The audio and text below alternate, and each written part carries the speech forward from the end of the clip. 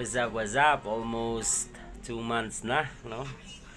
Yung gamit natin na minoxidil 6%.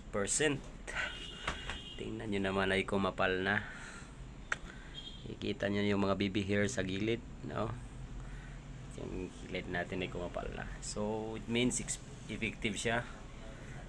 Kaya tuloy-tuloy lang yung paggamit natin.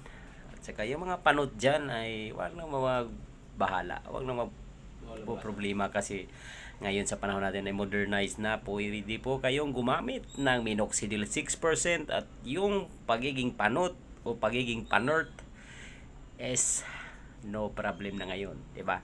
Tingnan niyo naman 'yan. Kung sino man ang hindi nakakita sa nung dati ay panot ako, tingnan niyo lang po yung video ko. Kasi ngayon ay latest po at ayan naman oh.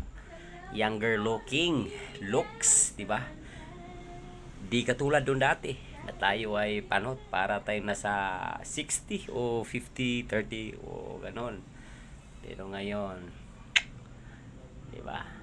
Kaya walang imposible sa mga panot dyan o mga panort, wag nang magproblema, men. Kasi ngayon, okay na, what's up? Yo, have a good night.